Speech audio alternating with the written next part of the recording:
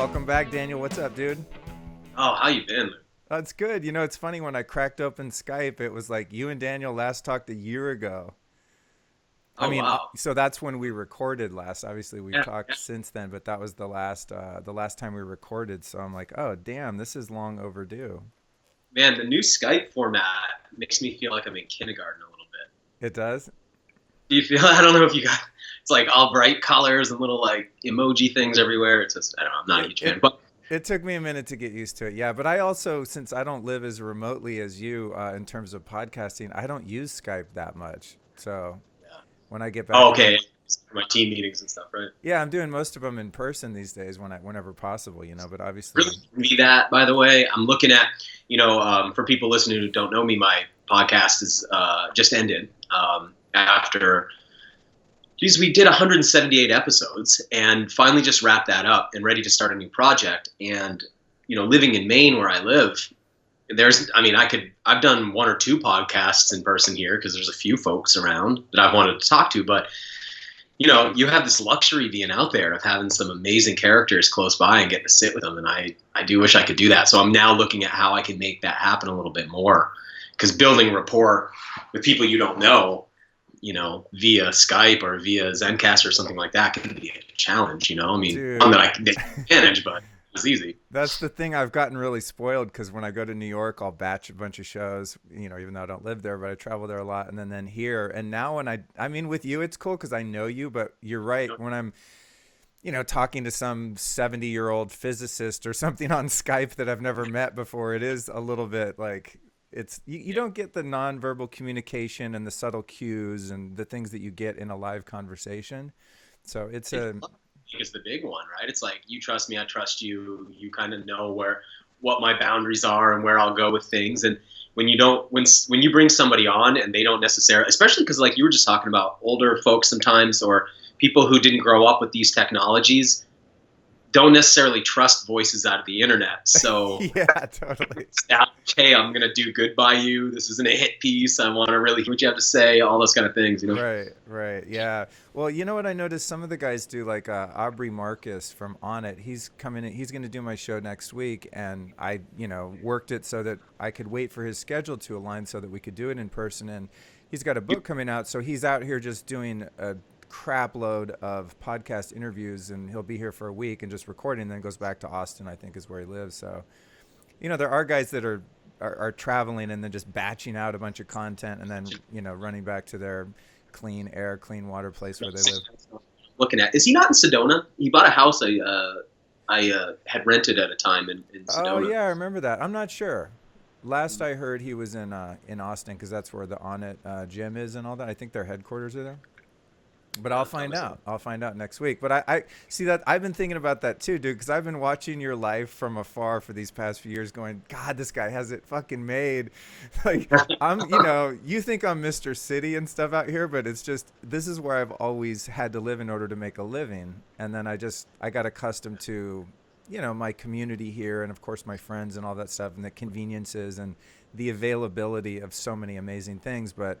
Dude, I'm feeling like living out of the city really soon myself. Not just because of you, but just because I spent a lot of my life living out in the country and in the woods and not stuff. just me. But I'm Um, like, now though, I go, shit, I have this podcast. I've kind of creating this brand around myself. I literally don't have to live in the middle of Los Angeles anymore, it's exciting. I'm like, wow, where can I go that's, on the you have. outskirts or something, Are you, maybe an interim step between here and the freaking mountains in Montana or something. But do you have any? anyway, you People know, are guys. Great conversation. Why don't you get to yeah, the meat? yeah. Well, what we're gonna be It's like what we're gonna be talking about, ladies and gentlemen, is not a private chat between my friend Daniel. But sometimes when you podcast with homies, you catch up and you forget, like, oh yeah, we're supposed to be doing an episode. But well, but I mean, it does relate too because I think what we're going to be talking about today, a big part of it has to do with where you are and how you position yourself to get water. And I mean, I think this is one of the more important conversations people can have, and yet it's like so many important conversations people aren't having them a lot of the time. But anyway, like where you are really affects that. Do you have somewhere that you're looking at, or somewhere you're thinking about going? well, I think my first choice would be nestled in the Hollywood Hills, where I lived before. So you're 7 to 10 minutes outside of the city, but it feels like the country. Next step would be probably Topanga. That's the next level out, and then the next level out from there would be Ojai. Those are kind of the three spots. Okay. It gets exponentially less expensive the further out you get, obviously. Yeah. But if you just handed me $2 million right now, I'd just buy a house in the hills and call it a day.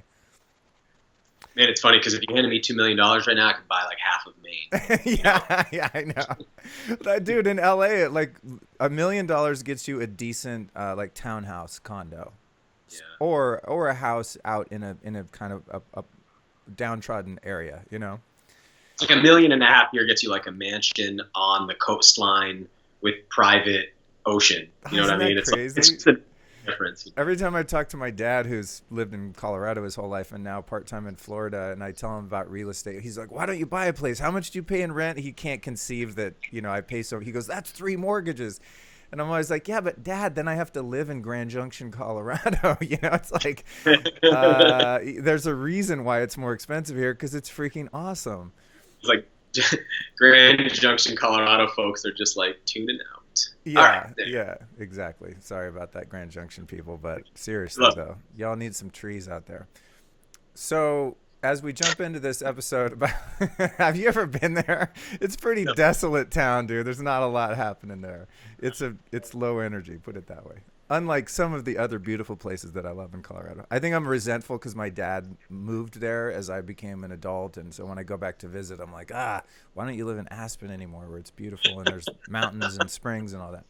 So speaking of springs, we're going to be focusing on water. And it's funny that we did our last show a year ago because it's been on my list of, target guests and topics. I'm like, I need to get Daniel on and really do a comprehensive show about water because you're really the first guy. I mean, maybe David Wolf a bit too, but you focus so much on the water piece with Find a Spring and all that you were really the guy that inspired me to go back to my childhood practice of collecting water from springs. When you started talking about that, I was like, wait, I used to do that. My grandmother used to take me outside of, she lived in Evergreen or Estes Park, specifically actually Colorado outside of Denver. And on the weekends, you'd be like, we're going to go get water. And we'd go hike up in the hills and bring these little glass jugs and come home and we'd drink that water for the next couple of weeks. And it was such a cool experience as a kid.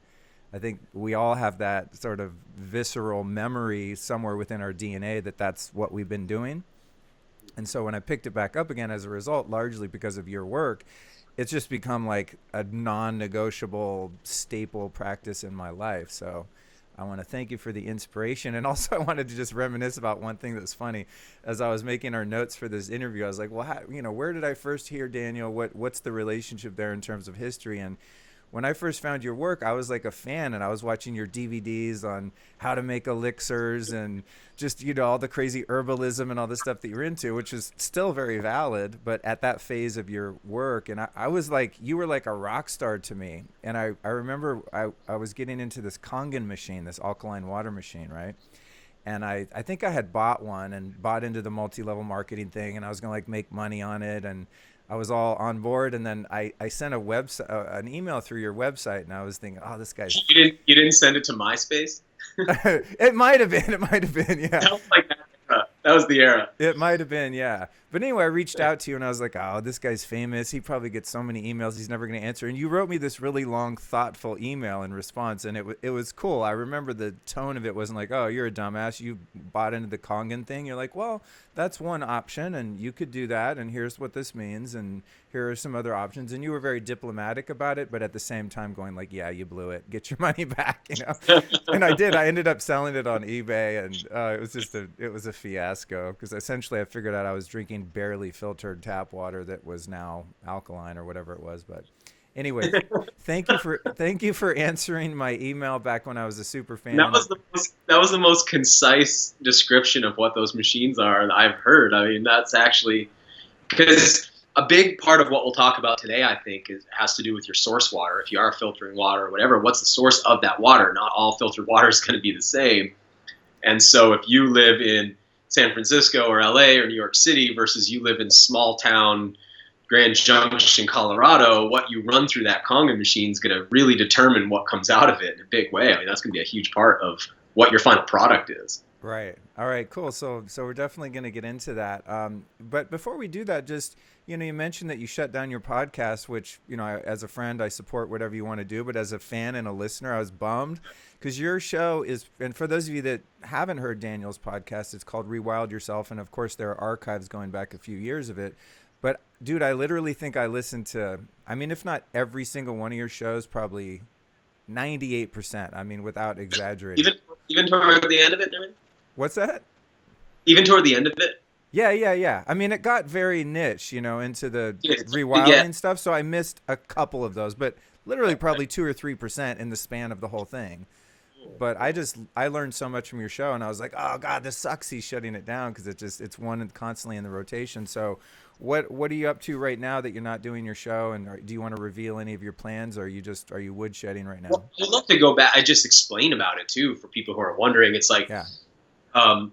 Man, I got positioned fairly early when YouTube came out, and the idea that you could be like a citizen star on the internet was just like this new thing, right? Like before that, the gatekeepers of fame and notoriety and that allowed you to have a voice. I mean, they had a really strict control on who ever made it out there, and I got going at a time where you could be self-made and you could get out and you could reach an audience of people.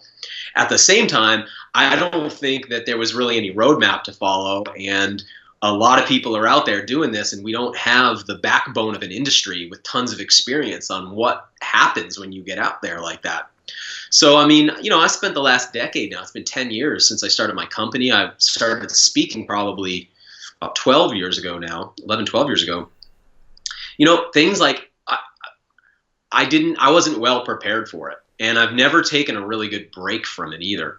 So I started the podcast probably 4 years ago, did 178 episodes.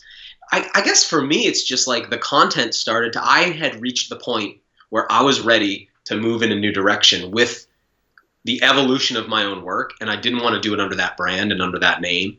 The other thing is, and this going back to the industry idea, you kind of create a scene, and when you create a following, you create a scene, you create a culture. And again, not having a roadmap for that and just sort of seeing some of the things that emerged out of that culture, most of it was amazing. And most of the people are out of this world amazing. But man, you'll always have this small percentage of crazy, aggressive, angry folks who, just rot at the core of what you're doing. Another thing that I found is that a lot of times what happens is somebody gets something going and they just take it until it dies. And man, I wanted to end that show while it was good still. So I got kind of tired of the culture that, I created some culture around an idea, and then it got taken to places that I was like, oh, this is no longer even something I feel comfortable in anymore. And also I started, like you said, it got really niche. And it's like, okay, I need to back off of this thing, bring it to a close, and start a project that's realigned with where I'm at personally in my life now. Because like you said, I learned a lot. You said I learned a lot from it, or that you learned a lot from the show. Man, I learned a lot from doing that show and all those episodes. I'm ready to take what I learned and go in a really new direction. So yeah, right now I'm actually pulling a team together and looking at what the next round will be. And the area of focus for me, because the last 2.5, 3 years of my life have been all about subsistence foraging. I've been hunting, gathering, and we'll be talking about that as it relates to water today too. But I've been, putting my money where my mouth is, so to speak. Like, I've been talking about this idea of rewilding for a long time. And everything pointed to one thing, which is that my real interest was I wanted to go get food off the landscape and make that my diet. Because I was into so much nutrition and diet stuff, and the water is a big part of that. And it was like, man, how do I actually do it from wild landscapes without gardening, without farming, right? How do I actually go out there and do it? Well, I kind of like dialed that in a little bit, and that's the area of focus for me in the future. And what I'm really interested in is making that accessible to people, because a lot of people are like, if you go to my @DanielVitalis Instagram account and you look at what I'm doing, a lot of people are like, dude, that's cool, but like, I don't even know where would I even begin with that kind of thing? And I'm really interested in making a bridge for people who are interested in that kind of thing, even if it's at a hobbyist level or if it's at the full subsistence level. But man, I'm passionate about it. I have had the most fun these last couple of years doing this stuff. my whole life. It's like I regret in some way that I wish I'd grown up around people who did these kind of things. But at the same time, like, I have something to spend the rest of my life doing that I just love so much. The adventures that it takes me on. Every couple of days, there's some crazy adventure, some crazy story, some animal, some plant, some mushroom that I get to come in contact with, turn into food and feed to people around me. It is the most fun. So I'm ready to start documenting that, and then really looking at all the really intricate. There's a lot you learn about ecology, about pollution, about not just pollution like industrial or agricultural pollution, but like genetic pollution, right? Like there's a lot of stuff you learn through this process, and I'm ready to crack that open, go into the taboo areas of that and what's actually going on with our ecology by creating a community of people who are boots on the ground out in the environment every day, interacting with actual habitats. So I'm really excited to do that. So, dude, that sounds amazing, and it brings to mind just the well-intentioned environmentalist movement. It seems like is often led by people who live in cities and probably don't even go to the park. You know, it's like what's so odd about it too is you have these worlds, because you have like a left wing but environmentally aware and passionately environmentalist side of the political spectrum, but very little actual interaction with the landscape. If we take away, like, people moving through a landscape, but not actually interacting with it. So you got a lot of backpacking, a lot of hiking, a lot of mountain biking, but not a lot of actual interaction with the ecology, therefore not much understanding about how all that works. Then on the right wing, you have this hunting and fishing community. They're actually out there interacting with the landscape, right? So they have more knowledge about the interconnectedness of ecology. But what's interesting is you got that side of it tends to be really bad about taking care of the environment, even though they interact with it. This side's real good about taking care of the environment, but they want to restrict your ability to actually interact with that environment. Right. So they want to ban hunting and they want to ban fishing, and all.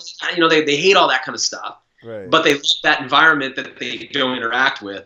These guys want you to be out there and interacting with it and make sure you have public land and access to public land and all that. But man, they trash the environment. So it's just this funny thing when we look out there. There's not a very cohesive worldview. And the other thing that interests me is how there's probably a lot of people listening to the show who love the idea of wild herbs for their medicine, maybe wild water, right? The idea of eating wild plant foods. But when it comes to like hunting or fishing, it's like that redneck kind of thing. Like, no way. And then when you're amongst the rednecks, they hunt and they fish. But if you're like wild plants and herbs, they're like, psst. So I want to just knit all that together is what I'm excited. That is really insightful. That's interesting because I've observed both sides of that, having been someone that's lived in a primarily what I guess you'd call left-wing or liberal culture for a long time in California, but then having this dual life of living part-time with my dad in Colorado, who's by no means a redneck, not to disparage rednecks either. He sounds pretty good. But he was walking around with a 6-shooter on his hip literally when he was 8 years old. I mean, I have his gun. Actually, it's in my nightstand now, but I usually keep it right here next to me because I just like guns nearby.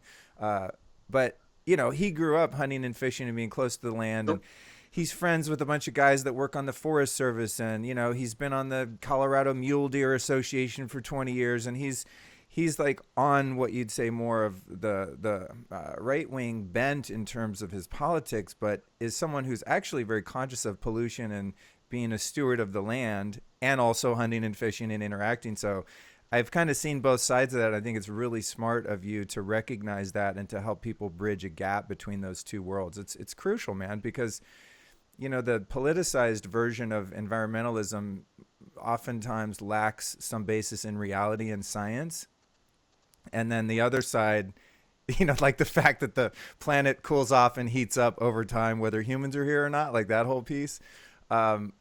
But then, like you said, the other side is just like, you picture throwing beer cans out of the pickup truck, out shooting shit in the woods and not really being conscious about the environment. They pollute the land that they eat off of, which is bizarre. Right. Right. Or it's even harder to bring up, like, for instance, some of the topics that I'm real interested in looking at with this new project. I just was hunting down for deer in North Carolina. So I'm in this area, And as I get seeing because I got invited down, so I'm spending time down there. And as I start really paying attention to what's going on, it's like, okay, this is all ag here. And then I'm like, okay, it's soybean is what I'm seeing growing everywhere. And it's harvest time, it's deer season. So I'm not seeing them out there spraying those fields. That's all been done already. But it's like, okay, this is soy. Soy in the United States, over 90% of it's GMO Monsanto soy that's Roundup ready. Right now, I want to make a clear distinction here. I'm not talking about whether or not eating GMOs is a problem or not. I don't like to eat GMOs, but the science is still, it's not fully clear yet what happens when you eat GMOs. But most of these GMOs have been bred to be able to be sprayed with chemicals that once would have killed the plant. I think that's the thing people really need to understand. Like soy, cottonseed, cotton, canola, corn. The reason they've been genetically modified is because in the past you had to go around and spot apply Roundup on weeds. You couldn't put it just over the field because you'd kill the plants you're trying to grow. Well, what they've been able to do is genetically modify them to withstand the pesticide. That means they can now bomb it from a plane and just spray the whole field. Well, you got a lot of deer down there. So many deer that when you get a hunting license, they give you 6 tags. Wow. 6 tags just come with it. You can get 6 more later, but it comes with 6 tags, and you can shoot all does if you want. In other words, the ones that make more deer, because they need to get the deer population down there. It's the opposite where I live in Maine. You can have 1, and it's got to be a buck, and that's because we need the ones that make more deer. We need the girls. Okay, so anyway, the point is I'm down there, and I start realizing these deer are just in these fields, which means these deers are going to be loaded with Monsanto's glyphosate in their body, in their organs, right, in the liver, and it's going to be all in their bodies. If you try to explain that to people who hunt down there, it's like talking to a wall. They just don't really get it. Oh, man. At the same time, dude, if you go to the other side and people are out there, get plastic bags out of the ocean, fish are dying. It's like, can you name a fish? Like, just tell me about one fish that you know about. Like, name a species of fish. Have you ever actually seen that animal alive? Have you ever been to its habitat? And most honestly, who say they care about bears and they care about deer and they care about fish and they care about all these animals, unless they're in the field of biology, they almost never have interacted with those species. So it's very hypothetical, and it allows. You remember like when that book series was going around, the Anastasia books? Do you remember when that was real popular? Vaguely. It was like some hippie nonsense, but anyway, it allows for these absolutely fantastical fairy tale stories to get entrenched in minds and be conflated with biology. So without these two minds working together, these two kind of ways of thinking, it's like we end up pretty lopsided. And I think for people who want to, I'm really interested right now. My last project was rewilding. It was all like back to the wild. My new interest is like future foraging. So what's it look like into the future? And this will really relate to the spring water thing today. Even if you don't care about the nutrition, the fact that wild foods are typically higher in nutrition or more balanced in the nutrients that they offer, or even if you don't care about it at a philosophical level because of the impacts of agriculture, which we've talked about in past episodes, if for nothing else than keeping it alive as a museum art, hunting and gathering has merit. It's how human beings lived for more than 3 million years and only stopped 6,000 years ago. And in the world, some people are still going with it who never stopped because their culture still has some of that intact. If for no other reason, if we're going to skydive and play polo and, bowl and have all these other hobbies that supposedly have merit just on their own, then the food acquisition method of human beings for 3 million years, I think has enough merit that there should be some people out there that still do it. So I'm interested in what's that look like into the next century, right? Because we're deep in we're not deep. We're in the early stages of the Anthropocene era, the era where human beings have altered the surface of the earth dramatically. What's it look like for people who still want to live off the landscape in that time? Because it's nothing like what it used to be. It's absolutely changed. Wow, dude. I'm excited for that mission. That's very cool. I'm looking forward to that. I got to ask before we jump into the rest of the episode, did you eat any of the deer meat from the GMO soy fields down there? Yeah, I did. Did you? Yeah, I didn't keep the liver, which I would like to. Deer meat's very lean, and pesticides really accumulate primarily in lipids. Right.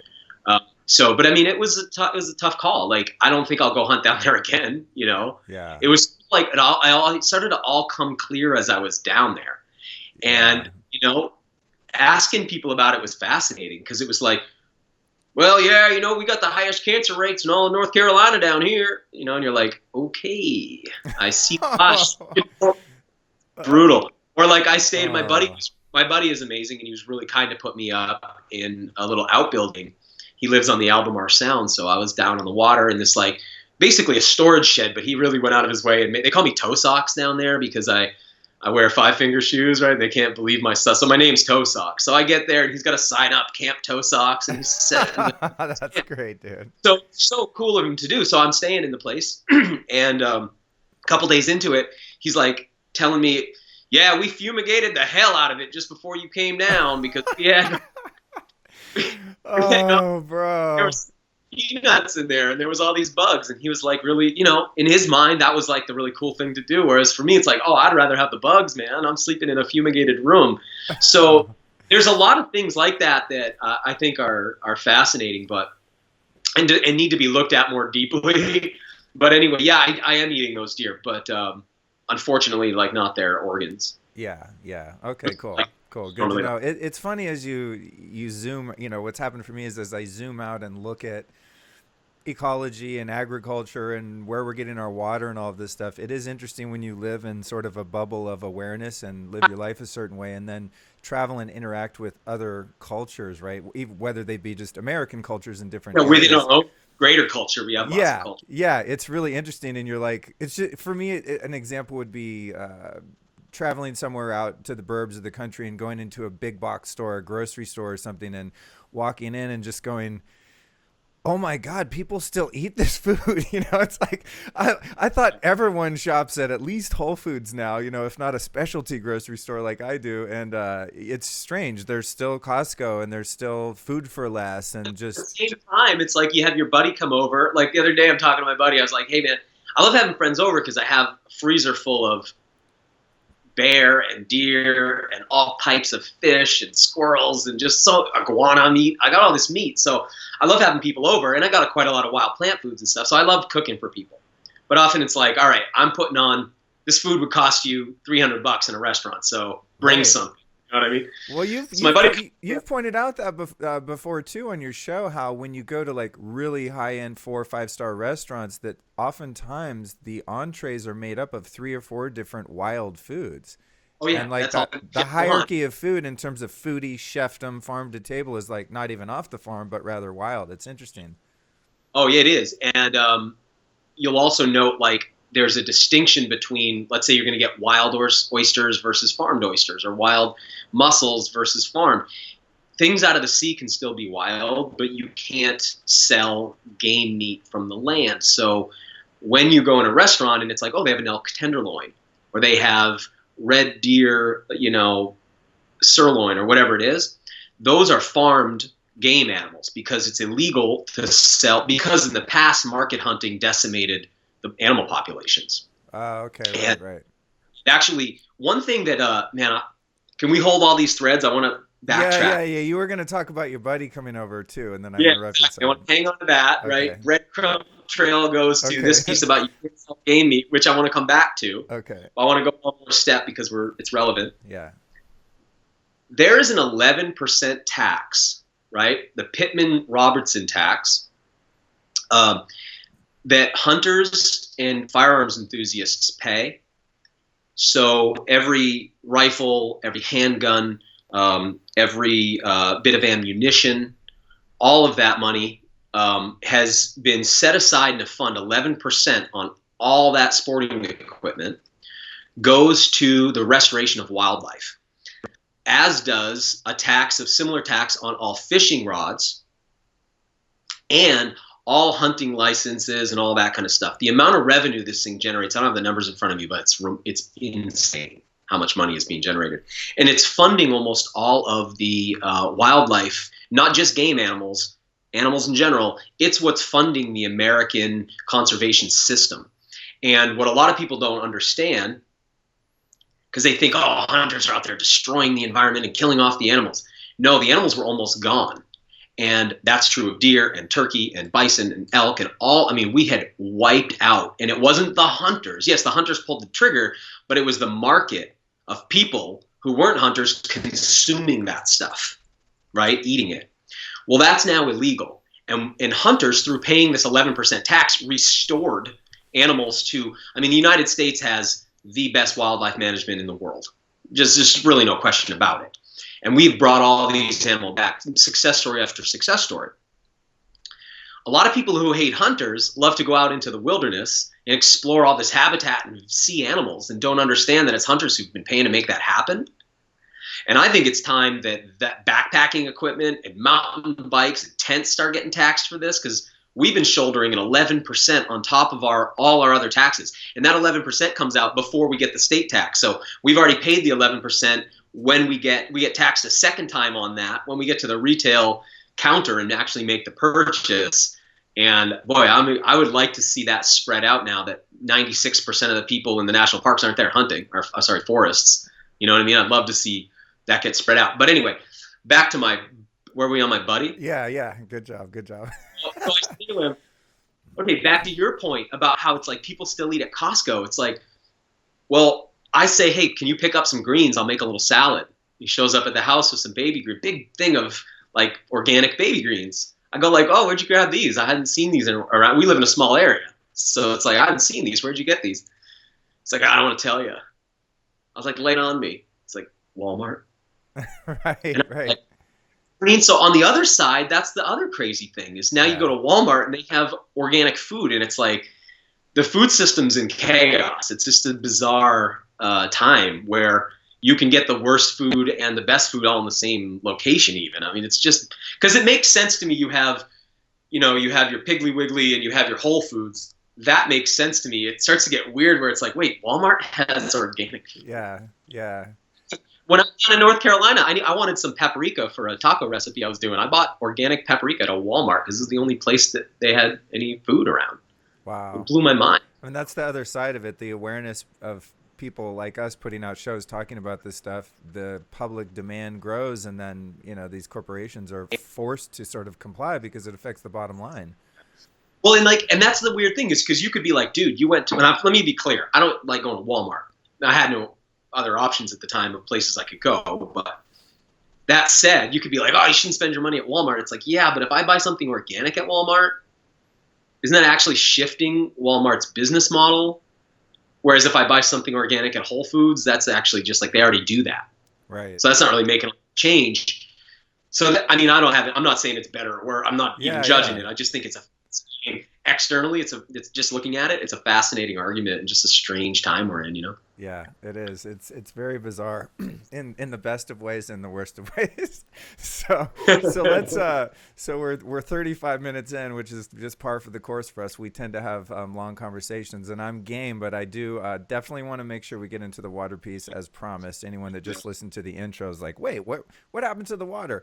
I've wanted to have you on to talk about this just because I think you're one of the thought leaders in terms of all things water, and I've learned so much from you, as I said, and I've shared so much of what I learned from you with other people, and I talk about it on the show. I've done one episode on water with the guy who makes filtration systems and stuff. He was very knowledgeable, not so much from the mountaineering, rewilding perspective of water, but just the science of how it works in municipal water systems and all that.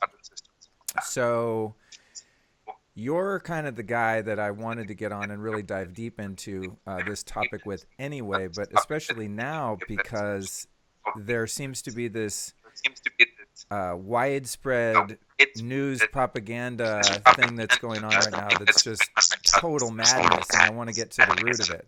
Actually, hang on one sec, Dan. I'm getting a weird feedback. It's totally bizarre. I'm going to hang both of these up and just start them over again. Oh, wait. Okay, I think it stopped. Check. Yeah, we're good.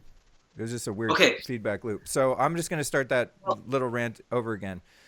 So in the interest of time, even though I could go on and on forever about all of this stuff, I definitely want to cover the water piece because I've learned so much from you, and I've shared so much of the stuff that you've taught in your work to my audience, and I've expanded on that and done my own research. And I've done one interview with a guy who owns a filtration system kind of company, and they make great stuff, but he was more from the scientific side, not so much a nature-based approach. So let's get into the truth about water from your perspective, because what spurned this like sort of urgent request for recording with you is there's tons of literally fake news right now about spring water and how companies are selling runoff and water from their storm drains and getting water out of a puddle and selling it to Silicon Valley suckers. And there seems to be a very focused and concerted effort by the media to discredit the idea of drinking water from the land as we've been doing for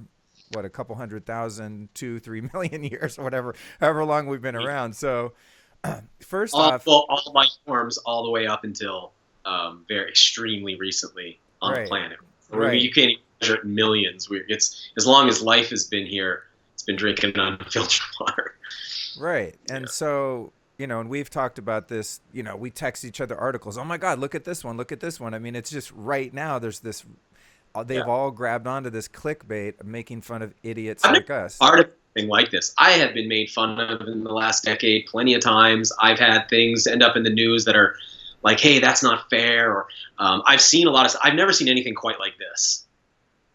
This has been shocking. So people aren't really hip to what we're talking about.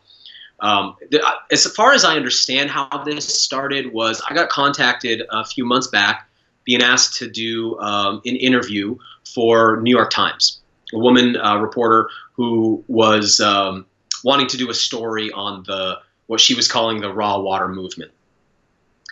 And I agreed to do it and spoke to her briefly and gave a few comments. Honestly thought she was making it up and she wasn't with the New York Times. I mean, it was like not a very professional interview, and she was late to it. I ended up calling her. She didn't have her notes with me. She forgot who I was. I mean, it was like she didn't know that I was the founder of findaspring.com, even though she was the one who reached out to me. So it was like, I thought it was actually fake and I was never going to hear anything about it.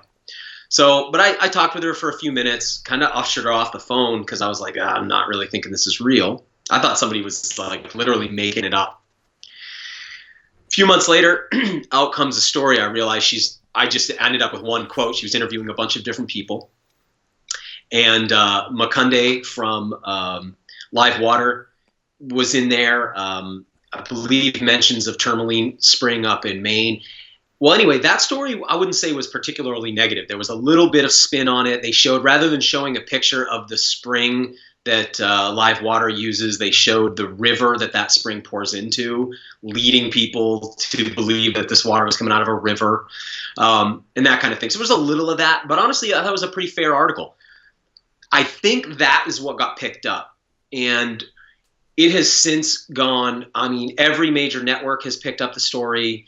The morning shows, the late night shows. I've been shocked. I mean, I've been doing this for over a decade. I never thought I would see it on like the Colbert Report, for instance, or the Daily Show, or CBS or CNN. It's like seeing these stories, seeing me getting made fun of by the Young Turks. That was particularly fascinating to me. I still haven't watched that one. I gotta watch that. That one's great, man. But anyway, it's gone around now, and it's been in many different languages. It's now an international story, and the way the story is being spun is there's a movement of hippies in the United States who are drinking random water that's unfiltered and untreated and unsterilized, and they are not giving any context. So it's been really unprofessional and unfair reporting, and honestly, I think it's the best thing that could ever happen to the movement of as far as relates to water. I mean, you can't buy press like this. It would cost, how much would it cost? $100 million to get on all these networks, right? And to blow out this idea to the whole world. There are people who are looking at an alternative water source.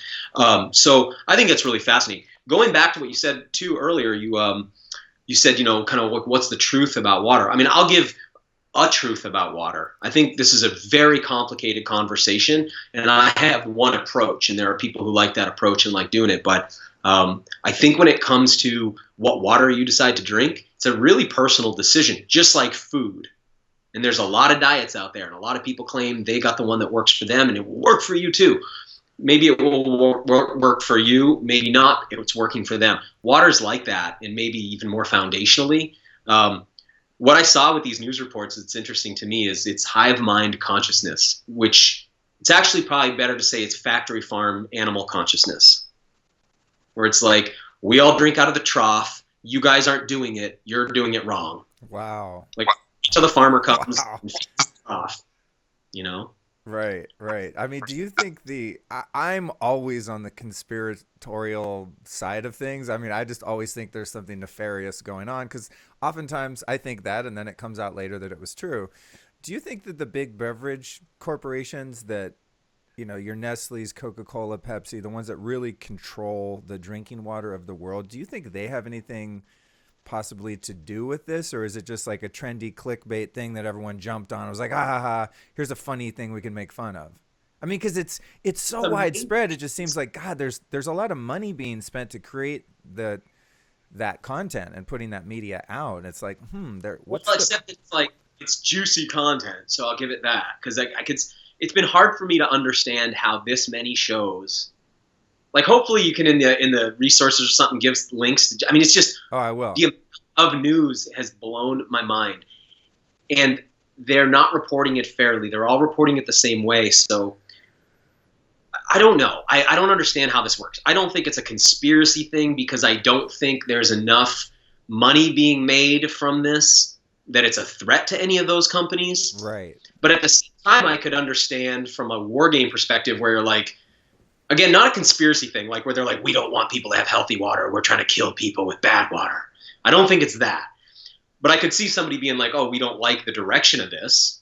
But I think if that happened, it had to have happened in a much more organic way. Like, what I could imagine is, like, for instance, there are fraternities in every town, in every county, in every state in the United States that a whole bunch of powerful people from that community go to. So you could imagine how that could happen, because somebody hears about a product and they don't like it and they start talking, and before you know it, somebody goes, oh, I'll take care of that. I could see how that could happen. I don't know how this happened, if it's that or if it's just organic. But I'll say, like, for instance, it was about a year and a half ago, I was on a hunting trip and with a guy I didn't know. And turns out he's the guy selling water from our local community to Poland Spring from a borehole operation. And he gets protested all the time. And I've been hearing about this story for years. And one day he's right there next to me. We're on the same hunting trip. So I could imagine that maybe something like that happened too, where, somebody hears about this. But I can't believe how big the story's gotten, because people are, it's a bit reminds me, though, how it might look to the public. Like, those Christian cults where they like dance with rattlesnakes and stuff. Yeah. It's how they see it like this, and therefore it could just be organically like a story that they think is funny because they haven't actually taken the moment to look at what we're doing. So I don't know how this got to this point. Okay, yeah. I mean, that's the thing too, that it seems less conspiratorial, because like, are the evil powers at Nestle trying to shut down 2 little water companies that serve 700 customers? They don't give a fuck. Like, there's no way people going out and collecting their not liking. I could see Poland Spring not liking what Summit Spring is doing in Maine, because they've always been competitors and they've wanted to acquire that spring for a long time. So I could see that happening. Yeah. Right. Like more of a territorial, like actual geographic play. Beef. We're not talking about corporations that function like they are like one big Voltron. I mean, there's like people, right? So you could just have somebody who's like, I freaking hate those people. Like, and they just chap in the ass for a while, and they go, you know what? I know a lady at the New York Times. I'm going to get a story done on this. Right. I don't know. I mean, I just don't know. It would be fun to know why all these networks care that we drink water from springs. Right. Because it works like this. I go get wild meat from nature because I don't want to participate in the current agricultural food system. If to any degree I don't have to. Now, I know there are really amazing farmers out there growing cattle. And I know there are small scale farms, or I could even raise my own. All that exists. That's kind of like it's a very similar thing here. I'll explain how in a second. But I like to go do it myself because of more reasons than just the quality of the meat. I like to do it myself because I have a kink for sovereignty. I love self-reliant behavior. Hey Daniel, did you have really controlling parents? Do you think that's why I'm going to pull a Neil Strauss on you now. Did you have really controlling parents, or was there a lack of control, do you think, as a kid? More like chaos. Okay, yeah. But I think that it's worked more than just from issues. I think for me, what's happened was I had to take care of myself from a really young age. Right. And now I realized is the way I take care of myself is way better than the way that the culture takes care of me if I just follow the normal pattern. So I have performance that I expect out of myself that's based on my own self-care that I don't get when I go buy meat in plastic wrap from the store. Well, or when I go to the local farm and I get a whole side of a grass-fed cow. I would rather go out in nature and do it myself. And I just think there isn't going to be any big news stories like, oh, look at these idiots. They're all going to make themselves sick and die. What hippies? No one cares about that, right? I've been going out into nature for years and harvesting my own plants and mushrooms and making my own tinctures and teas and foods and all kinds of things from wild plants. That's just accepted. No one really cares about that. For some reason, the fact that I also go out into nature and get water that way bugs people out. Yeah. Just bugs. Well, dude, you don't know. What I'm observing on a psychological level is almost with the water piece and all this media that's coming out, and even, seemingly intelligent people sharing the reaction of the news outlets, which is like, oh my God, these people are idiots. They're crazy. Ha ha ha.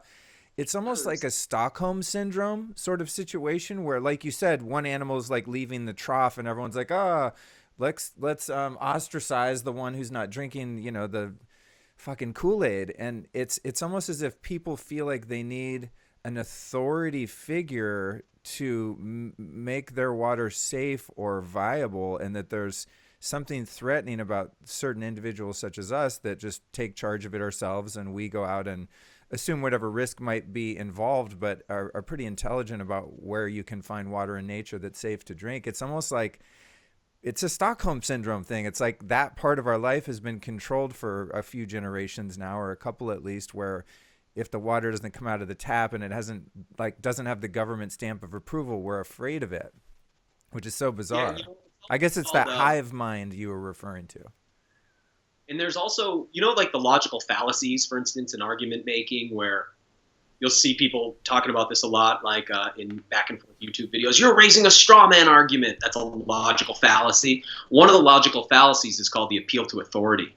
So when you're arguing with somebody and they go like, yeah, well, what do you know about it? Do you have a PhD? It's like, sorry, that's called a logical fallacy. You're using the appeal to authority to try to discredit my argument without actually listening to my argument. That's a logical fallacy. Not only people with credentials make solid arguments, and not everybody with credentials makes solid arguments. You can't use credentialing or an appeal to authority as a solid backbone to your argument, right? So that's another thing we're seeing here is this, it's sort of a subtle appeal to authority. We've also seen, well, here's another interesting point. You will never hear me say that there shouldn't be chlorine in the tap water. I think there probably should be chlorine in the tap water. I think we could improve that. We might be able to do it with better, we might have better methods to disinfect it. They'd be more expensive and there'd be a lot of infrastructure to do. But I think when you turn your tap on, there needs to be something that's disinfected that water. Without that, we would have a lot more waterborne pathology in the United States. We're really lucky to have that. It causes a lot of problems too. I wouldn't want to drink that water. But if you know anything about the United States water infrastructure and have any kind of concept of like, hey, underneath my building, it's not just the water that's coming into the house, it's the poop that's going out. And those old ass rusty pipes, boy, there is transfer happening all the time. So chlorine's there for a reason. It's really different than fluoride, which really doesn't have a place in the drinking water supply at all. But chlorine, or that would be my argument, chlorine makes sense to me. Well, I'm not out there saying, and I don't think anybody else is out there saying there should be no chlorine in the water. We're just saying we don't want to drink the chlorine. Why that bothers any? Because they're starting to make these arguments in these shows like as if, well, we're going to have cholera again and typhoid and everyone's going to have Giardia. It's like, dude, not even talking about that. Do what you want. Drink your chlorine water, drink your tap water. I don't care what water you drink. I like to go to springs and get water that doesn't have that. I'm not drinking out of puddles. I'm not drinking out of runoff, lakes, streams, brooks, drinking out of springs. They keep bringing up, well, there could be animal feces. It's like, well, unless there's animals taking shits 600 feet down in the ground here, pretty sure there's no animal feces in this little well, that's like with water bubbling out. That's the fake news where they're being, I think, intentionally deceptive for clickbait or just to be sensational. I doubt that the person reading the news, because they're not educated on it. One thing that really stood out to me in the Young Turks interview or piece about it was the guy's calling me a caveman. And he says, everything that caveman just said is wrong. They've been he said this is his next statement. So he says, everything that caveman just said is wrong. Then he says, they've been putting fluoride in the water for centuries to clean it. And I was like, oh, that's really funny because everything you just said is wrong. First of all, fluoride's not been in the water for centuries. And fluoride is nothing to do with cleaning water. I don't think he's being intentionally deceptive. I think he was given a story to report on or he's given talking points on a teleprompter, and he has no idea about the topic at all. Most people don't. So I don't feel like I don't know about who's writing the story or why this story showed up. I don't know if this is an AP story, so if it's getting to all these local networks from the Associated Press or I don't know how it got there. But I don't think the people reading the news know anything about it. And they probably believe all the BS they're saying. Like, oh, yeah, it's going to lead to typhoid and cholera. It's like, look, man, I have no interest in getting cholera spread around. You know, that's not what we're talking about here. So anyway, my point is I think that there should be chlorine in tap water until we figure out or can install something better. But I think that because that means that there's no pathogens when you turn the faucet on. But what you do with that water from then on really matters. Right. And wash its hands. We have sent you clean water from a not from a chemical perspective, but from a biological perspective. Now it's on you. But the same, it's like you could go get government cheese too, man. But I'm not suggesting you eat that, you know? Right. Okay, so yeah, so we're not arguing with the fact that there are regulatory agencies that are keeping our country at a certain level of sanitation. Like, great. I mean, that's why you go to Mexico and get Montezuma's Revenge. It doesn't make you a racist because you don't drink the water there, by the way. Yeah, I think in India, bro, I can appreciate the fact that I don't get the water here. You know? So let's dive into, though, there's a really fascinating piece that you talked about on a podcast years ago, and I'm like, we've never done it on my show, is before we really get into like what is spring water and how you define that and some of the, the benefits of natural water and then the possible risks of unnatural water and all of that, why is the water piece so foundational and important in your own personal life and your work? Something you've talked about before is how our blood and our bodies essentially are made of whatever water we're drinking. So let's give a little bit of a well-rounded context of like why this is such a crucial issue. And it's not just, oh yeah, water's whatever. I mean, why is it important? Wow, it's like, do I start at the like cosmic level and work down from? I mean, the fact that there's liquid water on a planet anywhere is so remarkable. Water is a special thing. I mean, the fact that there's liquid water on not just Earth, that the fact that any planet would host liquid water means something special is going on because when you look around the planet, there's not many things that are liquids. You don't think that because you see all of these water-based liquids everywhere, from soda and Kool-Aid to, like anything that's like just a slurry of water with other, solute in it or whatever. Or you see things that have been made by industry, like antifreeze or something like that, and you're like, oh, that's a liquid. But when you look at the natural world, everything's in a solid state or a gaseous state. There's really nothing on Earth naturally occurring in the liquid state that isn't made by animals. I mean, it's just, there's no liquids.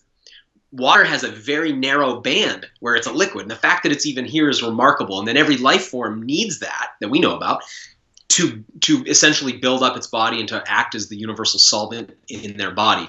Something really special goes on with water, and water denies a lot of our regular laws of physics. You know, it contracts and contracts and then later expands as it gets cold. The fact that ice floats, the fact that lakes freeze from the top down, not the bottom up, all of that, just remarkable anomalous behavior of this substance. There's something really special with water, and it's very intertwined with life. And science, you know, has a tendency to want to make everything mundane because it has striven against religion as its main competitor in the ring, right? So science doesn't like things to be sacred or divine or even anomalous because it wants to make everything mundane.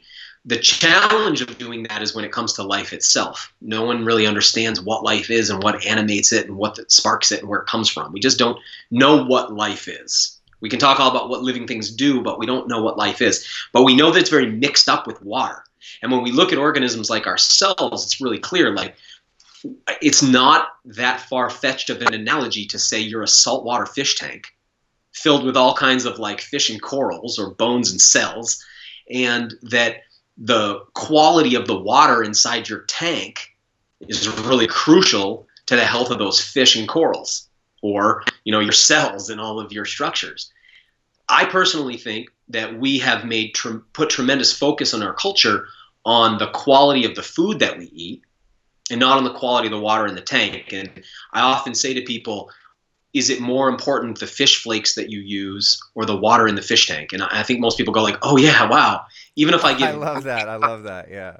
So you could buy the cheapest, lowest quality rancid fish flakes and really good water, those fish are going to do good. But if you give them really shitty water and you buy them the gourmet fish flakes, not going to matter as much because the solvent that they're in is dirty and toxic, and they have to filter it with their body. So the quality of the water we drink, just on a most basic level, is the water that we put into our fish tank. And I think that really matters. I think it should be high quality water. There's a lot more to it. I mean, I'm giving the simplest version of that because I could go on and have done hundreds of hours of talking about this. But for me, the quality of water that I put in my body matters to me the way the quality of food that I put in my body matters to me. The way the quality of air I put in my body matters to me. The quality of light I put in my body matters to me. So in the same way that I would rather be under the sun's light than under fluorescent lamps, in the same way that I would rather breathe fresh air in the mountains or at the ocean than I want to breathe the air inside like dusty old library, right? In the same way I would rather eat wild food or fresh, farm to table, healthy organic food than cheap food. Well, when it comes to water, it's like, why do we give all that up right there and go like, oh, I'll just drink Dasani or whatever, or I just drink water. It's like, Right. That's actually maybe the foundation of the whole thing. So yeah, I think it really does matter. And I think the source water, even if you're into using filters or all that, I think the source water matters, and that it deserves to be looked at and deserves to be questioned. And what I don't like about these news stories is they're doing that thing like we've seen so many times, like for instance, when they use the conspiracy theory label, if you have questions about any political story that runs, it's like, you're a conspiracy theorist. It's like they're doing a similar thing here where it's like, you can't question this. This is as far as this conversation goes. Bottled water or tap water, choose. It's like you can't, it's like they're ridiculing people who want to look at other options. And what I find most fascinating about this particular instance is that this isn't a case where we're not out there in the streets rallying about this. We're just doing it in our own little quiet nook of the world, you know? It's like we weren't trying to make any kind of big deal out of this. So it's like, why are you coming out here and attacking us? Why is this so threatening to you? Right. So in terms then, it's interesting to see all of the health experts, you know, you being a podcaster where your show focused a lot in the beginning, at least, on health and things like that. And of course, that's a big part of what my show does. So all of the leaders that I talk to, well, I won't say all, but the majority of them actually kind of ignore the water piece. even like Dave Asprey, who of course is a huge thought leader in the health movement and does amazing work, and I love all his work, and he's been on the show. I'm totally a Bulletproof diehard and all of that, but like on the Bulletproof Diet Roadmap, I pointed out to him at one point, it's just like in the beverage department, I think it just says filtered water is like as the top of the food, top of the food chain, or maybe it says bottled water or something. I'm like, there's not very many guys that are big in the game that are really emphasizing that. One you person have experience with it, for one. Right. Because, all right, let's back up. We have been raised with a paradigm that water is one simple thing, and that it can get polluted, and then you just filter that out, and then what you're left with is the same old stuff, and it almost doesn't matter. I mean, that's essentially what we've been taught and what most of these folks believe. And until you've had experiences with water that change how you feel about that, how would you even know? You just wouldn't know. The idea of filtered water is really, and what I've been trying to impress upon people for a lot of years is that I think it's time we look at water the way we look at food. And one of the ways we look at food is we say, oh, that food's been processed. I want the whole food. Right? I don't think that people have ever considered that with water. So they don't think like, oh, this is processed water, this is whole water, or this is refined water and this is unrefined water. One of the problems with filtered waters is that very often, well, let's say we have what's like this like shifting baseline kind of concept where you think the way that the world is now is how it always was. Like you think the way the world was in your time is how it always was, There was a time where, white flour was thought to be superior. Like you're filtering out everything that's like contaminating the wheat so that you have the white flour is just the purified part. Right? I bet you don't eat a lot of like Morton's iodized salt. It's like, I like whole sea salt, right? I want all the minerals. I want all the minerals. I don't want it to be refined down into that white crystal called sodium chloride where everything else has been removed. I want the whole thing because we've come to understand now that when you process things away and purify them, you're actually left with less, not something better. With water, we still think what we're doing is filtering out all the contaminants. The problem is there's stuff in water that gets taken out that isn't contaminants, that is actually part of the water. One reason we think this is because we've learned the chemical formula of water, H2O, right? So we know that we've got two hydrogens riding on an oxygen. And we think that everything that's not that is an impurity. But the reality is that that doesn't exist in nature by itself. It always exists as H2O molecules that surround, encompass, and dissolve a whole suite of minerals. In addition to actually some life forms too that are beneficial. So what we've been doing is stripping a lot of that stuff out. And then we're left with this purified H2O molecule that is the water equivalent of white flour to wheat, cocaine to cocoa leaves, white salt to whole sea salt. We're doing that with water. And our understanding is going to change over time. We're starting to see, and Luke, I saw in some recommendations of yours recently, a water remineralizer. I just sent you a link from the WHO's website. This is the World Health Organization. I've been sending this link to everybody. It's like nobody gets it. I don't know why nobody gets this link. But the World Health Organization is talking about their concerns about desalinization, which they know is going to be an important part of getting water to people in coastal areas, particularly in the Middle East and parts of Asia. Those folks are going to be drinking water that's been desalinated. Well, the problem is that water is going to have all its minerals taken out too, because it's essentially creating pure H2O like distillation. They're saying this leads to diuresis, the loss of minerals from the body. We're going to need to figure out how to reinstall minerals. And then what they go on to say is the problem is trying to recreate a natural water from a desalinated or distilled water. We don't know how. It's not just throw those ingredients back in. It's the same way that if we took a human cell and we separate all the parts of it, or let me give a better example, would be if you take wheat and you separate it down to all its constituents, when you put it back together, it's not like a whole piece of wheat. It's not a whole wheat kernel. Yeah, totally. That's You know, interesting. Yeah, I totally get what you're saying. so Yeah. what you're seeing with companies like Aquafina or Dasani is those are tap water that's been put through reverse osmosis, but then they add minerals back. They inject minerals into that water because distilled water tastes like crap. Nobody likes it. So they have to add minerals back. It just doesn't recreate natural water. Most people think it doesn't matter. And one of the reasons they think it doesn't matter is because you can survive drinking just distilled water. You can drink distilled water. You're not going to die. In the same way that you can eat McDonald's every day and you'll probably live, frankly, you'll live long enough that it's like, hey, geez, I mean, some people are probably wondering why it matters. Well, it's just like that. There are people who are like, why does it matter what water I drink? Everybody's drinking all kinds of different waters and they're all doing fine. It's like, yeah, everybody's eating all kinds of food. Why do you think it matters what food you eat? Yeah. Not everybody's exercising. Why does it matter if you exercise? Right. The thing that's hard to sell people on who don't have experience with this, and the big reason is because I don't know any science on it. For me, it's anecdotal. But because something's anecdotal does not invalidate it. And that's important here.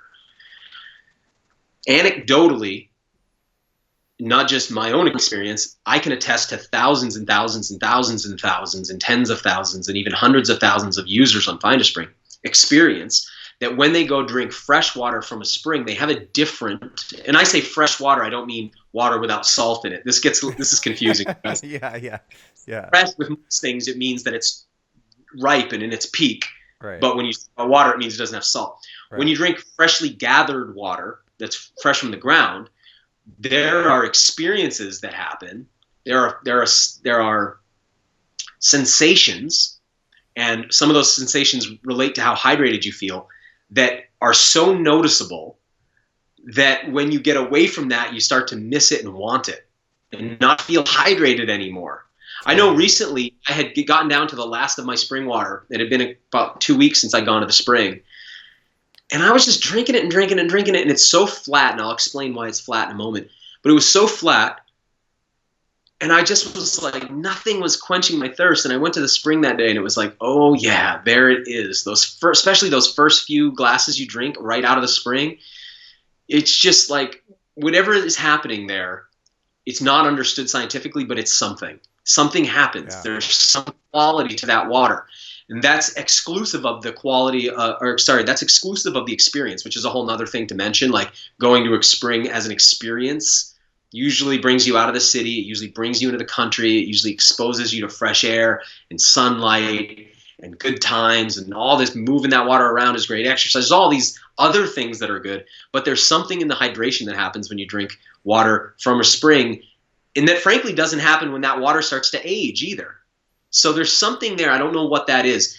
Part of what I think it has to do with is the composition of the water. Part of it has to do with not just the mineral composition, but the gas composition, which we rarely hear about, very rarely hear about.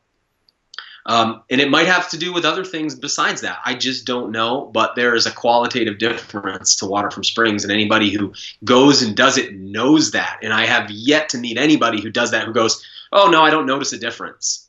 Dude, I've taken, I don't know how many people, probably a couple dozen people up spring hunting, and collecting water. And it's one of my favorite things to do, actually, is take a human that's never had that experience, which I think is really a divine birthright, to be able to experience clean, untouched water from the earth. And I too have never had one person go, meh, you know what I mean? Like, yeah, not one person's been like, I don't know, I don't get it, whatever. I'll just drink this Aquafina, I'll be fine. Yeah, every single person's like, oh my God, this is amazing. It just lights you up. You're so right. And I also have experienced that the water it does, for lack of a better term, go flat over time, even if it's cold. There's no lack of a better term. That's the term, and I'll explain why. Yeah, and so, Rafi from Omega was on the show back in the beginning, and he gave a super hardcore geeky scientific reason as to why that water does go flat within 48 hours or something, I think he was saying, which I could barely follow. So what's your interpretation of that whole... I don't know, I can't speak for him, but I'll speak my reasons why. Yeah. So if you and I are sitting down to a couple cold ones, right? We crack open our Miller Lights, and ew, that sounds so gross. Gross. Right? So, Can so it we be? drink Can it be that. a Guinness at least? Yeah, no, not carbonated enough. Oh, some strong carbonated. We get a couple of, we get a couple of sparkling waters. Right. We get a couple of whatever, any carbonated beverage. So you crack that open. What's happened is that carbon dioxide is pressurized into that liquid. When the carbon dioxide dissolves in the liquid, whatever, whether it's beer or soda or whatever it is, it's no longer called carbon dioxide. In solution, we call it carbonic acid. With me? Mm-hmm. Now that carbonic acid is dissolved into that water, but if we pour that beer into a glass and we sit there and watch it, what do we see happening right before our eyes? We see carbonic acid turning it back into a gas of carbon dioxide and bubbling to the surface. We can literally watch that happen in front of our eyes. And it's amazing how much carbon's in there. Like, if you sit there and you watch a champagne flute and you just watch it and watch it and watch it, you're like, how the hell is there this much gas in this? Right. The next morning you get up and you take a sip of it and it's still bubbly in your throat. You're like, man, there's a lot of gas dissolved in that. But eventually, when all that gas has come out, or a lot of that gas has come out of the solution, we go, oh, this beer's flat now. Okay.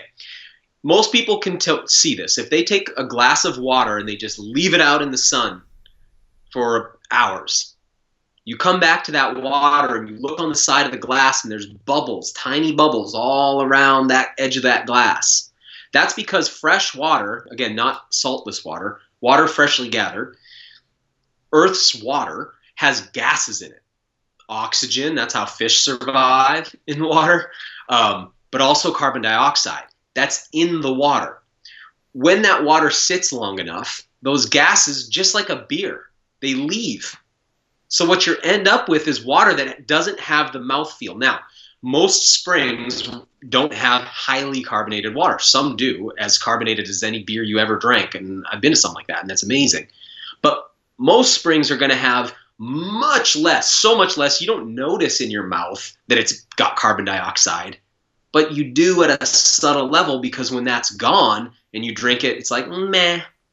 Just doesn't, it's like, wah. It's one of the reasons people don't like distilled and RO water, because that filtration's taken so much out of it that when you get it, it's flat.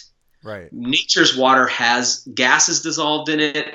It has electrolytes dissolved in it. And when it's in your mouth, it has a mouth feel, and it imparts, I don't understand how, but it imparts some different kind of hydration experience. So when that is gone, you'll notice that with your spring water, if you had a spring next to your bed, right, and you scooped into that spring and you drank that water right there, you'd be like, oh, this is heaven. But if you left that glass on your bedstand and the next morning when you woke up and you went to drink it, it just wouldn't have the same pizzazz in it, because that's evaporated out. And now water's become flat. It's lost its carbonic acid and who knows what else. Dude, I think you just explained a phenomenon that I've never been able to solve, and that was on one of my spring water trips, I brought back, I mean, you've seen my rig. I have an SUV, and I literally fill up the whole back with 5-gallon glass carboys. I go up to the mountains. I have this hose system that I built in my secret spring outside of LA, and I fill up the entire car, and I come back, I cover them, I keep them in the basement. It's like a wine to me, you know? And when I was living in the Hollywood Hills, I had a concrete basement that was dark and cold. It was amazing. It was really like a wine cellar, and I would bring all my water down in there. So one day I went out and got water from about 8,000 feet in altitude, filled them up, and then put those little, caps on the bottles and put them all down in that basement. And in the middle of the night, I wake up to boom, this explosion. I thought somebody fired a gun. I mean, I'm jumping out of bed, like ready to call 911, grab my Glock. I'm freaking out. I open the door to my bedroom, and the basement, or the little, the storage area is right outside, and there's water everywhere. And I'm half asleep going, what the fuck? What just happened? And one of the bottles had exploded. And I think what had happened was I didn't put a hole in the cap, and I filled it up really high to the top. I didn't really leave any room there. And I think now, thinking about it, what had happened was the gases built up pressure and just popped that really thick glass. Do you think that would make sense? Yeah, but you brought it from 8,000 feet. Yeah. So it was you brought it down into an area of high pressure from an area of low pressure. Okay. Too. So inside that bottle, like a vacuum, No, so it should have been sucked in. Yeah, no, I don't understand. That's Dude, interesting. there's no one around. There's no way that anything touched it. I mean, No, it's I get literally, it. I get it. You've got interplays of temperature and pressure yeah, and yeah. It was gases it exerting was the weirdest force. thing. But then what I did, because I lived there for a couple years, I think you've been to that house. And then what I did is I would put little mini holes in all of those plastic Yeah, caps, and then it never happened again. So I was like, yeah. oh, it must have been a pressure thing. Totally weird. So, okay, so where do I want to go from here? So when we're getting this water from nature, I think the biggest mystery to me and what most people don't understand is like, where does it actually come from? And as we get into the sort of fake news piece that's been going on, is that somehow implying that all water on the planet has been subject to industrial pollution. And what I'm discovering through my research is that, in fact, a lot of the water that comes out of springs has never seen the light of day since the Industrial Revolution and way, way far before it. But what's the difference between a creek, a brook, a stream, and a spring? Because the way the news is framing is like it's all the same. Any water that comes off land is all the same, when in fact spring water is a very unique water that comes from somewhere deep within the earth. So from a hydrological cycle standpoint, where does this water come from? Yeah, I mean, I'm no hydrologist, so I'll just Of share course. as I understand it. But Everyone listening knows that this is armchair bro arms, science to a degree, but there also is common sense and there is anecdotal proof, for right. lack of a better term. So, we understand the context of that I'll go interview a geologist or a hydrologist and I'll get to the scientific route, but I think you and I probably know more than the average person on the Then you street. get done talking to that hydrologist, and you're like, "So what water do you drink?" And they're like, "My tap water." Yeah, totally. I know. So, well, I mean, the movement of the hydrological cycle is like the largest movement of any substance on the earth. We're talking about water that evaporates up into the sky, condenses back down, precipitates onto the earth, and then runs down through the watersheds, right? So you've got these watersheds begin sort of up high, and they all move down, and they fill the brooks, and they fill the rivers, and they fill the streams, right? When we say brook, river, stream, we're just talking about these different size moving bodies of water on their way down to the ocean or whatever basin they get trapped in.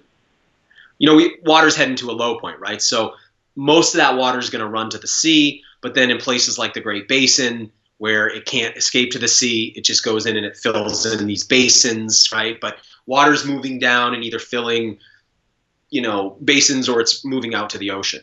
But along the way, a lot of it gets re-evaporated and it goes back through that upper part of the cycle. But then you have a lot of water that percolates down through the ground, and that goes down to what they call recharge the aquifers. And the aquifers are these underground repositories of water. We like to think of them like lakes, but they're not so much lakes as they are like porous rock that fills in with water. That's what we drill into when we drill artesian wells.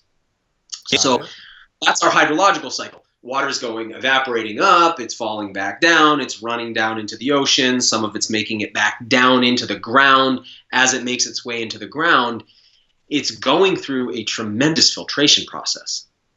Tremendous. Like, if people just broke open a Brita filter or a pure filter, they'd go, "Oh, it's just charcoal in there." Like, that's all that is. Like, you can filter water with sand if you have enough of it. When water makes its way down through there and percolates down into recharge aquifers, it gets cleaned pretty well. So that's one thing to consider. Okay, now I want to add to this. Imagine we're going to talk about 3 layers of water. There's the surface water. That's everything on the surface of the earth and up into the clouds, let's say.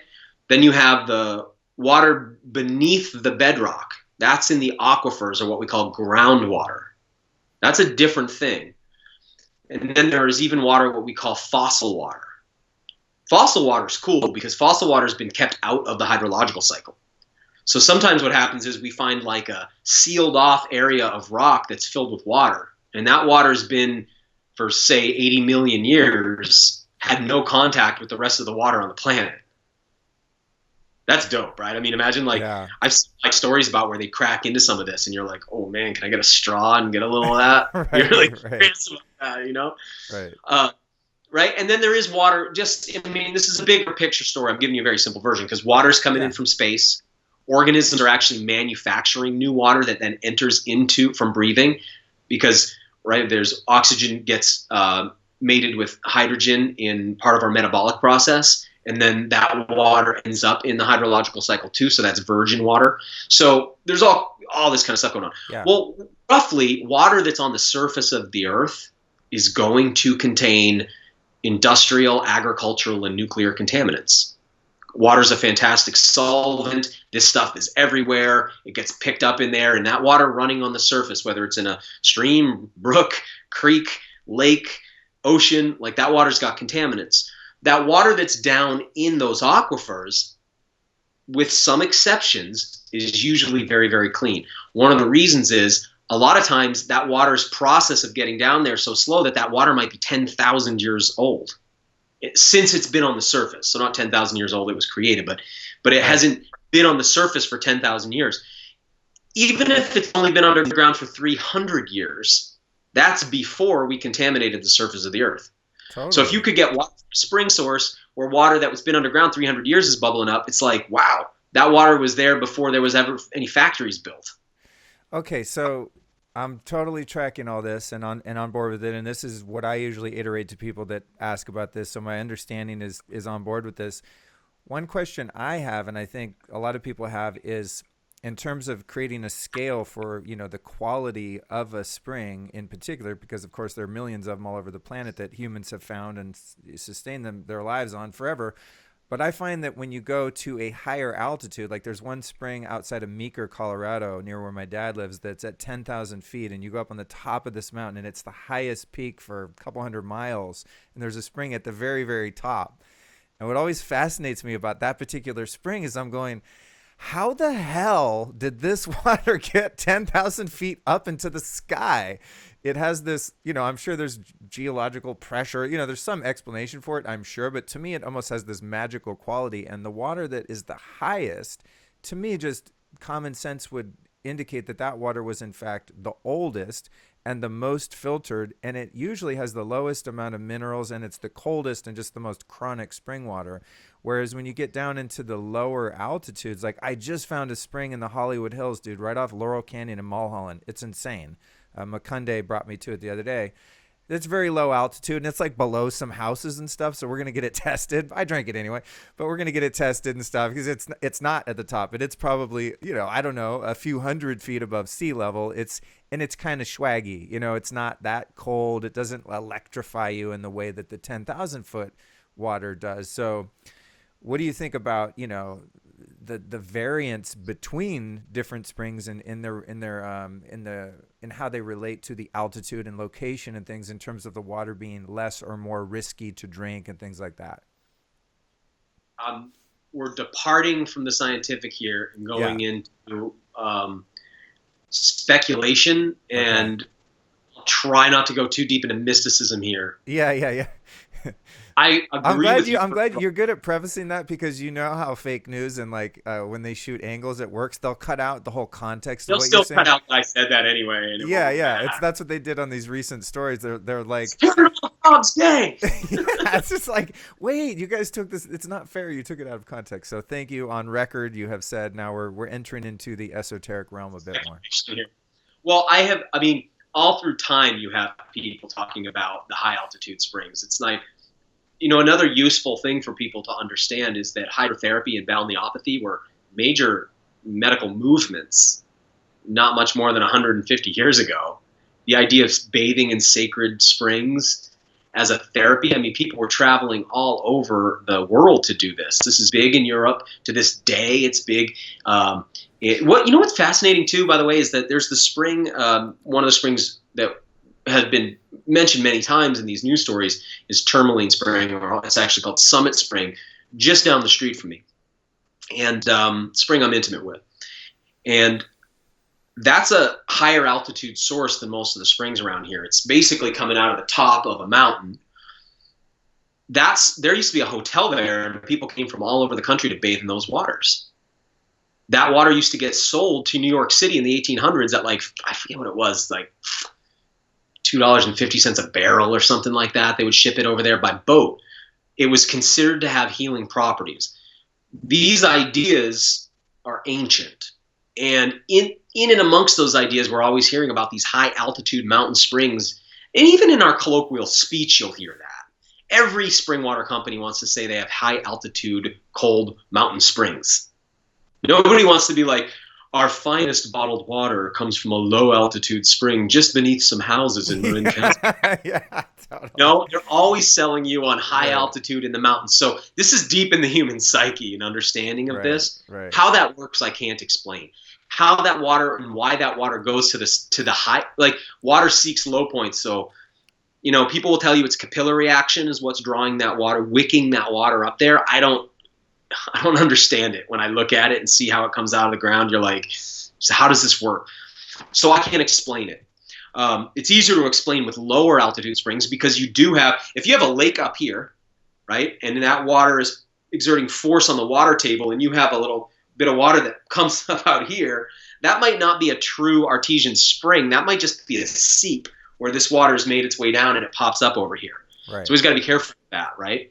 But true springs at high altitude, I don't know what it is, but if we were talking to the Himalayan masters or we were talking to David Wolf, we would get an explanation about this, right? And it would have to get into mysticism because water is stardust that's landed from outer space and it's trying to find its way back into space or something. You know? Exactly. Which might be. Here's an interesting piece though that I wanted to mention too. There's not so much a question, but just a statement, and see if you've ever noticed that. But in most all over the world, there are places that are named for a spring. Like even in downtown LA, you have one of the main streets in downtown Los Angeles is called Spring Street. It's called that because there was a spring there. And it's my sort of theory, or what I've observed, is that as human beings moved out of the hunter-gatherer model, they of course centralized in areas where there were springs. And that's why Springfield is the most, if not one of the most popular names in the United States for towns, right? It's a field of springs. It's an area where people decided to settle down and congregate because there was fresh water that could sustain life there. So the idea that drinking spring water is a new trend, it's like, dude, I think our whole civilization is in part settled down around springs because that's how we got here. Oh man, you go up to Machu Picchu. I've been up there 4 times. One of the really cool things there is there's these aqueduct systems that have been built there, or were built there. And the springs run into the aqueducts and then are delivered all around the citadel.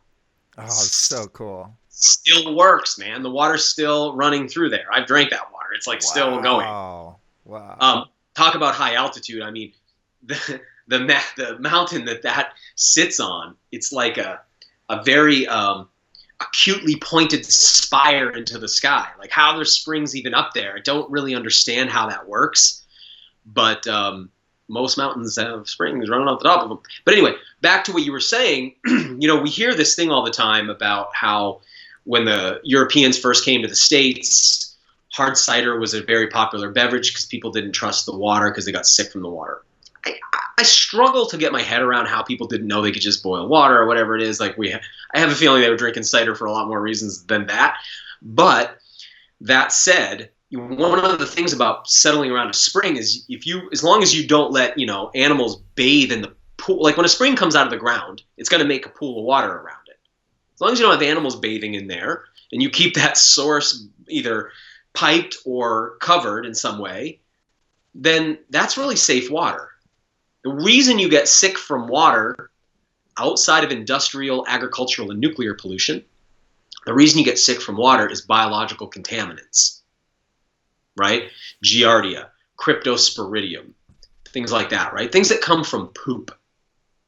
As long as you keep poop out of it, then you have a safe water source.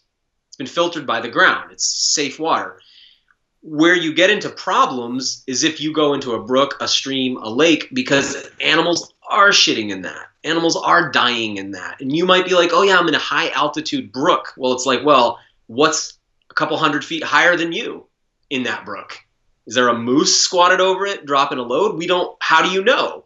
You have to follow that to its source to know. The French word for spring is source. It's such a perfect word because it's like many of our water bodies start from spring sources. What's the water body that comes out underneath the Golden Gate Bridge? It's the the what do you call that river? I'm not sure. Oh yes, you come on. Sacramento River? Sacramento River. Yeah. You follow that to its source, man. I just brought back some water from there up in Mount Shasta. Unbelievable. Yeah. Unbelievable spring that you see where that's beginning, right? The Dude, source of it. The velocity of that water. I mean, it's literally like a small river just pops out of the side of a mountain. It's just gushing, rushing. I try to describe people like picture a spring, but the hole is the size of like a double wide trailer in the ground. Just gushing like a massive fire hose out there. So anyway, when we follow water to the source, that's different. But if you try to drink surface water, because what happens is groundwater is coming up at the spring, but then once it hits the surface, it's becoming surface water now. Right. It's going to start picking up the contaminants that are around it. But if you have, people settle around springs because springs are safe, reliable, consistent water. I mean, it just really makes obvious sense. And as you pointed out, I mean, people have been drinking. See, one of the things I like about these news stories is if you go to the spring here in town, like where I go, you're not just going to see the crazy rewilding people who are out there like, I'm going to get my natural spring water. You're also going to see like old folks who've been living here, whose families have been here for generations. You're going to see people who have nothing to do with the health movement who just have always gone and drank from those springs. No one's getting sick. No one's dying. No one has cholera. Yeah. They've been doing that for generations. Well, dude, that's what's funny when you get into rural areas. Like when I first started telling my dad in Colorado, like, hey, let's go get some springs. He was like, okay. I mean, he's like, or whatever. Like, it's just like every time I'm on a hunting trip, I do. When he's out hunting, if that's where you get your water. It's not a thing. It's not like a movement. It's just, well, yeah, of course. And then we'll be driving around up in the mountains, and we'll run into some of his old ranching buddies or hunting buddies, and my dad will be like, hey, my kid here, he wants to find these springs. Where's that one? And they go, oh, it's right up there. And they're looking at me like, what's the big deal? It's just part of their life. Like it's just like you said, it's older people. It's people that live in those areas that it's not even like, it's just part of their day-to-day life to go pick up some spring water here and there. It's not a thing. Name that phenomenon, because it's not just true of water. It's like you could be part of the ultra 1% rich. You're at Noma in Copenhagen, and somebody brings you out a rock with a piece of lichen on it, and you've paid $300 for that dish, and they're like, this lichen was picked by a Sami villager on this, and it's like, yeah, but then all the people who live up there walk by that lichen every single day. It just grows on rocks. Right. It's like, you know what I mean? There should be a name for that phenomenon, because it's very similar to the guy who has been one of my major hunting mentors out here. He's in his 70s, right? All the stuff that I get so excited about hunting and fishing, and that I post pictures of and cook meals with, and chefs around me can't wait to get their hands on these ingredients. He's like, he doesn't even eat the stuff. He's just like, oh, I just grew up eating this. It's like, whatever. Right. It means nothing to him yet. I mean, it's premium for other people. So that phenomena is something we're going to see more and more of, because people have been so isolated from the natural world. Right. When they go back, they're placing a premium on things, and people who've grown up around those things disregard them. They're often placing all their premium on stuff that comes from the city. It's like a very funny crisscross. We could call that phenomenon used to it. It's like, yeah, this is what we do. So as a takeaway to the spring water piece, then, for people that are like, wow, this is ringing true to me, this is resonating with me, this feels right, I want to participate in getting water from nature. I think you've illuminated this, but I just want to be clear that generally speaking, the safety of a spring will be dependent on if that water's like, if you're getting it at the source. So you go to the location, you find a pipe, you see where people are collecting it. This is not water that is now run on the top of the land. And I think that's the misinformation from the news, is implying that we're suggesting you drink from a creek or a stream or out of a dirty old pond or something. But a true spring is like right where the water comes out, that has not been around air in a very, very long time, or have any chance of contamination. But here's the thing, though, that I want to just add the disclaimer, because I recently, and I think you did this too, and I'm curious to see what you found, but I recently did a bunch of gut biome testing, which basically means you crap in a French fry tray and FedEx it to a lab. They tell you what's in your dookie. And dude, I had like a couple of strains of E. coli. I've got parasites, bacteria. I mean, my gut is a wreck, and I was having some symptoms, which is why I went and checked that out. So now I'm on the Evan brand herbal protocol to get rid of it all. And it's funny. I can tell it's working because I don't crave sugar anymore. I was starting to get really bad sugar cravings for the past year or so. And I eat a really high fat diet. And I'm like, what the hell? And I asked him and he's like, dude, you got parasites. Obviously they're craving sugar and bacteria and stuff like that. So anyway, now I'm getting rid of that, but I have to admit myself, because I'm a bit cavalier about my springs. In fact, I've had a few experiences where I'm drinking out of a spring and someone local comes and it's like, dude, that water, the ranger told me it's contaminated with bacteria. And I'm like, fucking rangers, they don't know anything. And I just take it all home and drink it for 6 months. So I've actually drank against the warnings of locals that say a spring is contaminated. But what's weird about it is there's one in Sedona. There was a fire. You know, the good one in Sedona on the highway there?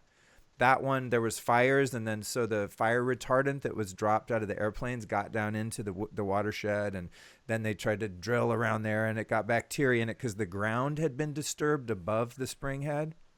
So that was contaminated. I was like, screw that. It's fine. It tastes good to me.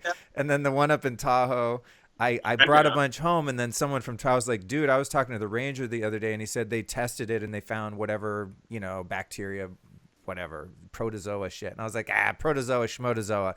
I'm good. And then here I'm the guy who's having gut problems. So, how do we vet a spring? Do we have to send away a $200 test to make sure that spring is safe to really know, or what? Yeah. I mean, basically, yeah. If you really want to know, you do. So that's why I wanted to talk about this idea of source water today. Because here's what I think a lot of people are going to end up doing is using gravity filters. Now, let me just clarify. The spring that I've been going to, I really like it because they test this spring regularly.